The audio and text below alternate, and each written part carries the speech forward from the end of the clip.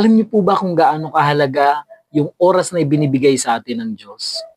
Ang oras po natin kapag yan ay lumipas na, hindi na natin kayang maibabalik pa. Hindi tayo pwedeng manghiram ng ibang oras sa ibang tao para maidagdag sa atin. Kaya nga po hangga't may oras pa tayo, hangga't may lakas pa tayo, paglingkuran na natin ang Diyos sa buhay natin. Hindi natin pwedeng sabihin na marami pa akong oras sa buhay ko, bukas na lang ako maglilingkod. Paalala nga ng salita ng Diyos sa Proverbs 27 verse 1, "Boast not thyself of tomorrow, for thou knowest not what a day may bring forth." Hindi mo dapat pwedeng ipagyabang na bukas ay buhay ka pa sapagkat walang sino mang tao ang nakakaalam kung ano yung magaganap o mangyayari kinabukasan.